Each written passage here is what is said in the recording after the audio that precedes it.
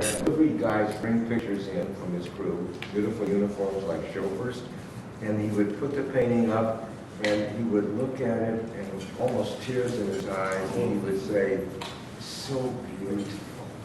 And he wouldn't say anything more. And he did it in such a way that the person said, it must be beautiful. Yeah. Look at this little guy, so beautiful. And it was a sale. It was amazing.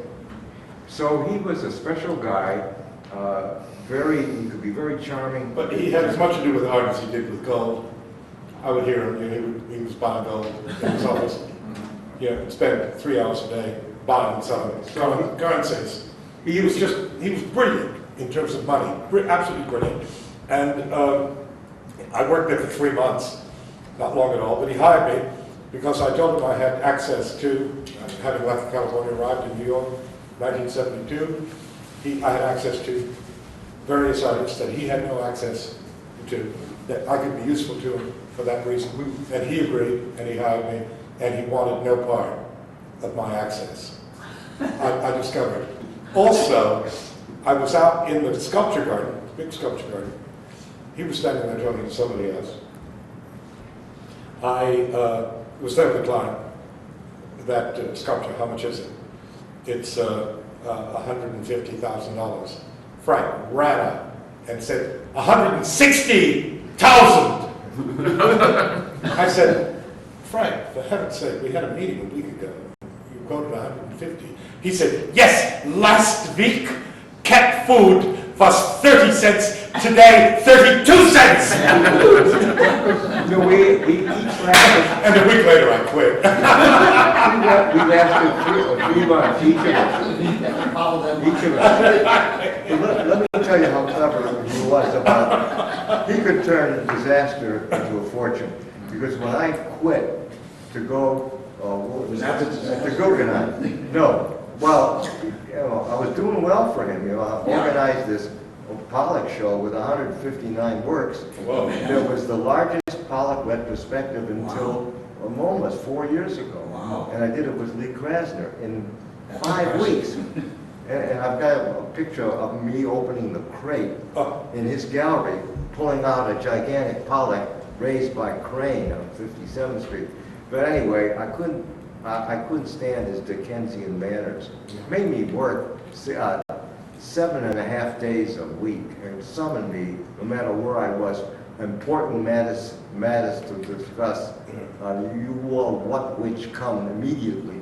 You were like a slave. Right. Right. So I was there for the Pollock show, and maybe I did Barney Newman's, I'm not quite sure. But I was really an unhappy camper. So then I got this unexpected offer from the Guggenheim, and I must say, he did seed the art world. he seeded the. Well, let me tell you what. I want to ask you a question. Let me tell you how he turned that into a triumph. See, I left at a time when they couldn't afford to see me go. And I thought he would be really angry and treat me nasty. Yeah. But I would be sitting with him with a big collector, and I forgot who it was. It was one of the major collectors. Joe. And maybe Joe. He says, our man here, Ellin, is going to be the director of the Guggenheim. Using it as a positive. Yeah, and he said, he's been taken from me to be director of the Guggenheim. I said, no. I said, no, that's not my job there, Frank. No.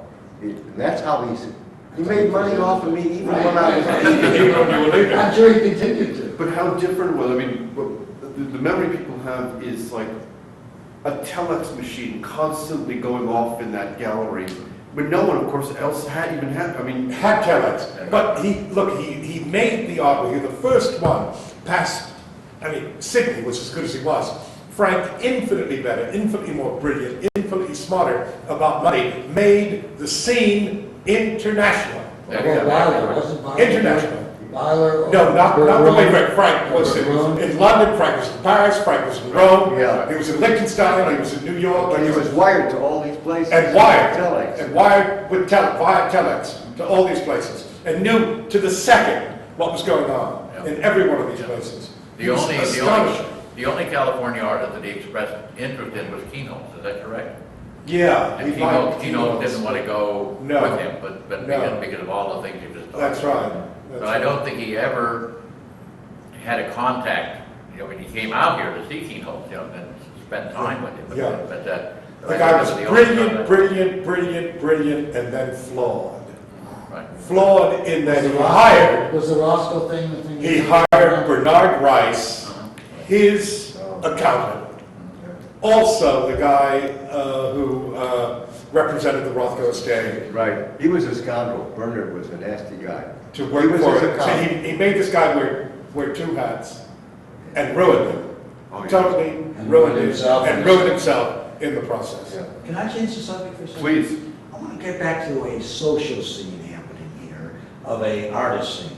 Yeah. And so, and I don't know where this is going to go, if anywhere, but the 50s, this kind of beach scene happening, that was happening more in San Francisco, but it was also happening here and happening mostly in Venice, and for the places here. And the person in the art world was always be the sculptors, painters who would be aware of that.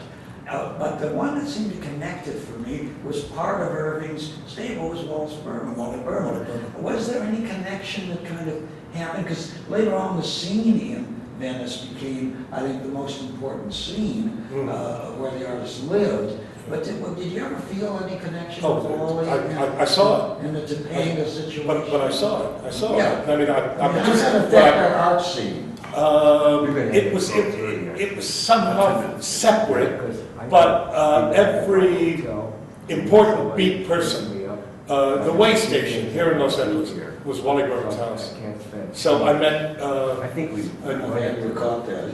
yeah, I met Important Ken, way station. I met Ken Casey, I met Kerouac at one time or another at Wally's, and more often than not, Walter under the kitchen table. With a little bit of grass. But the other thing that since you're on that kind of a topic, the other thing that should not be left out and should be documented very carefully is the Jim Elliott scene at the end of the pier in Santa Monica. Very important. Because that was a, I'm going to bar mitzvah there. That was a media. he every weekend, every other weekend, invited whoever would like to come. Right. He'd make a big pot of split pea soup with wheat in nice it parties. and what have you. Right. We were had great about parties. 50 bathing suits that you could borrow and go out and jump in the ocean, you know, because where his place was at the end of the pier, he was later in the merry-go-round building, but first he was in the roller skating arena, which fell off the pier, doesn't exist anymore. Not when he was up there.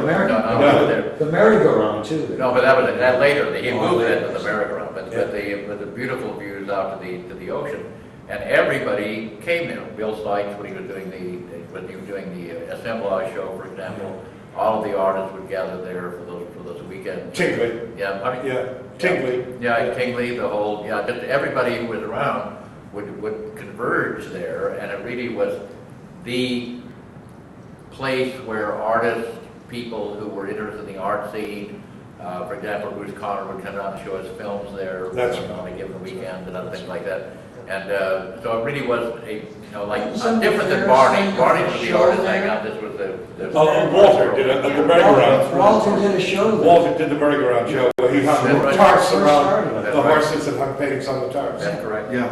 It's called the merry-go-round show. Action one. But also Wally was the first one arrested, wasn't he, for the...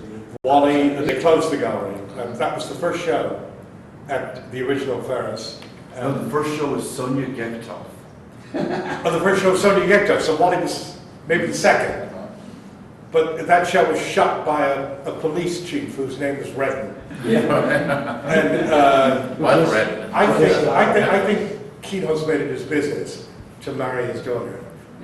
But Charles Well, they were very insists that similar. Keyholtz is the one who took the cops off That's right. to get publicity for the gallery. Very likely. We all agree. Not beneath him, Not beneath him. not the slightest. No. Well, you think of the incredible phenomenon around the Keynote show at the LA County Museum in 1967. Backseat Dodge. And, front page news in the newspaper for a week. That's right. Destroyed a whole political I want to career. give you a story about that, though, because the backseat Dodge, which you're all familiar with, and also seemed to be shocking to some people. You saw yourself in the mirrors, you walked up to it. So you became part of it. And so it became a headline in the Herald Examiner, at least maybe at the time, and the supervisor said they were going to shut the museum. Well, this very conservative board of directors who had paid the supervisors to be elected, who had bought them, who owned them, said, you're going to tell us to close our museum? They couldn't have cared less about Maxine Dodge, but they were being challenged at a different level. So we won the battle For the first for the time. wrong reasons, The wrong but the reasons. right battle. Yeah. They said, you ain't closing us down. Yeah. We'll decide when we're going to Yeah, close. that was the first time that the board really So- stood behind That's that right. commission. Stood by the They- board, and stood they behind hated them. Tito. They hated Tito. That's right. Okay, challenge, they own the other guys. I went up and had dinner with him. That was the 60s. He was married to Mary, you know, up Yeah. in Laurel Canyon. Yeah. They bought her back, you know, they finally. And I Yeah, said, that's great. what is this, Ed? He said, it's Boeuf de Bourgogne. I said, Boeuf de Bourgogne. He said, tastes really good. He said, you like it? I said, really good. He said, it's horse. But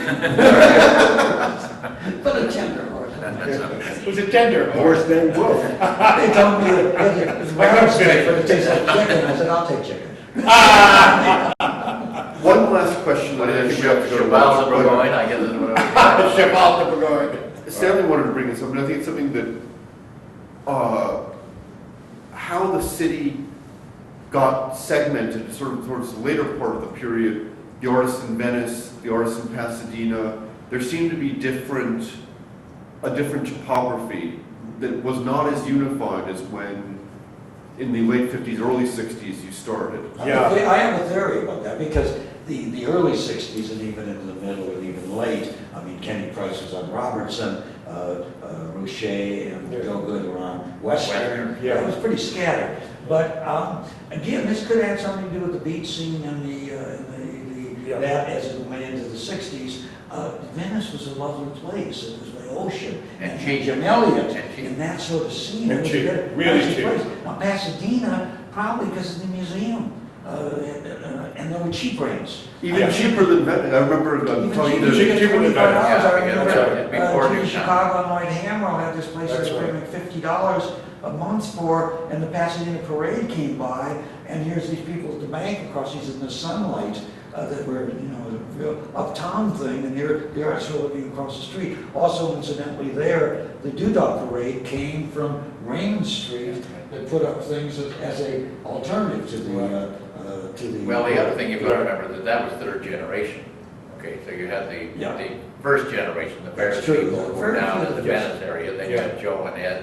Yeah, the got second moved was out to West- Beaudry Street. And the third, downtown, yeah, so that's right, Yeah. so the third generation, Judy and Lloyd and that That's group right. were out of Raymond. That's right. Well, and That's then right. Topanga as well, too, became. Well, Topanga, yeah, Topanga again was was the the kind of the shift wall with Wallace, environment yeah. particularly, and then. Topanga's back again. I think there are a lot of people living in Topanga. Yeah, George and Ernst. George Ernst moved later, and then there was, talk about the movie industry, but the Russ Tamlin's and the. Right. and Dean what's- Stockwell. Dean Dean Stockwell. Stockwell's Yeah. were part of that. All the hangers out on the beach, that's right. And Yeah. Zeidler, Martin Zeidler, who used, Lenny Bruce in his videos. Well, there was a picture we saw yesterday of Lawrence Lipton hanging out with. Larry John Lipton and John Cage, yeah. Right. The people that all beats love to hate. That's right, exactly. Well, thank you for 2 really wonderful days, and I think hopefully, at least We're gonna those of you- continue this We're going Saturday to night. continue this. Well, just whenever you want to continue this, let us get a tape. Okay. I know more about Los Angeles than I should. Then you should know. It's not, none of it's true.